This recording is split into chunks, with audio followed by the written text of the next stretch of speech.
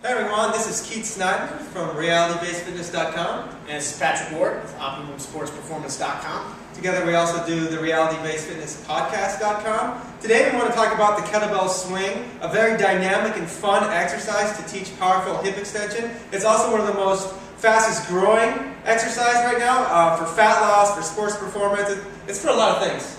Yeah, it's a great exercise. I mean, like you said, real powerful hip extension movement.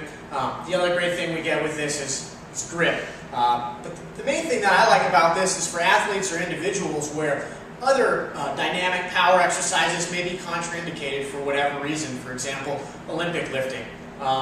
We run into a whole lot of problems with people doing those lifts and not having great coaching. They get injured. As well, people who maybe that's not an appropriate exercise at a certain time for them. So this kettlebell swing can be a great exercise to train hip power or total body power without having to worry about the dynamics of the Olympic lifts and things like that.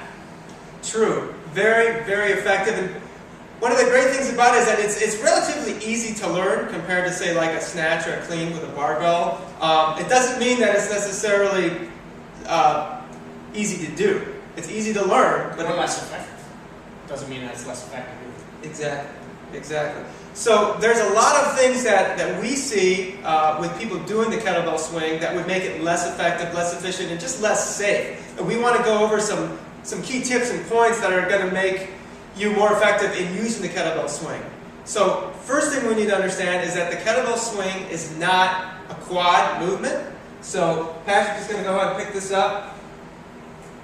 Even that right there is sometimes done quite incorrectly with a very rounded back. With a light weight, this probably isn't going to make somebody injured right away, but if you do this enough times, this could be a problem. So you can see he's going to get into a nice power posture to pick that up. And then what he's going to do now is just show a few swings, but he's going to show it incorrectly done with more of a quad style, where he's really bending his knees to get the force of the torque. And this is actually a little harder on the back than if you do it in the more appropriate hip hinge style. Patrick, just show a basic hip hinge first, just with your hands here. Great, so you can see that he is bending his knees enough so he gets some slack in the hamstrings so that he can maintain his lumbar lordosis and his sort of spinal alignment here. But most of the action is happening in the hip joint. And so if you don't understand that, first off, the kettlebell swing is not going to be a very good movement to you. Another mistake is people use just way too much shoulders. Just show up. This is not a very heavy kettlebell for Patrick. It's 44 pounds. He's going to generate the force more with his arms. He's really getting a lot of activity out of his anterior delts and arms here. This is not really a way to do an effective swing. So we're going to show some tips coming up that are going to help improve your swing. Okay, one of the first things that's going to be effective to help you or your client learn how to do the kettlebell swing is that basic hip hinge pattern we just showed earlier, but we're going to do it with a dowel. So go ahead and stick it on your back, Patrick. I'm just going to go ahead and tuck in my shirt just to make sure that we keep this real true. Let's keep it. They can see the spine. Let's do position. it. Okay. So this isn't a bad assessment in general, just to see if your clients can actually get into this position. So we're going to place one hand in the small of the lower back, right behind the lumbar spine.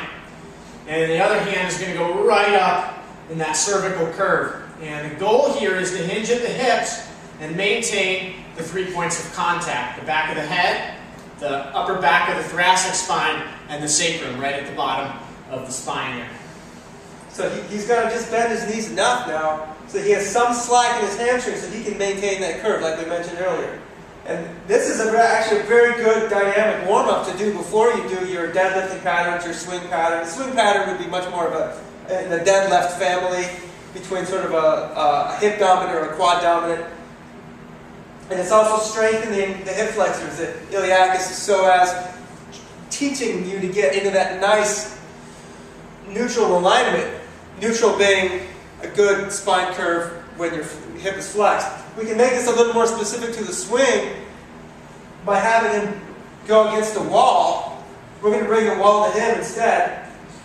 And you can use this technique if the person's really not getting the feel of what it feels like to rotate around that axis in the hip and get that nice hip hinge position. So we're going to go ahead and get into the same position with the dowel along the spine. All the same rules apply. And now the goal is going to be to push my hips back until I bump into that wall. Move the stick up a little bit. So he may do a series of reps here, 3 to 5. Once that feels like he's grooved out a little bit, he can move forward an inch or so. And then with each rep, try to get a little bit lower, but don't lose that nice alignment there. If that stick starts popping off, you know you've gone too far, you need to regress. But that's a nice way to just give the brain an idea of that weight shifting, and the weight goes onto the heel, the butt's going backwards towards a wall. I think that would be a very effective technique if you haven't tried that.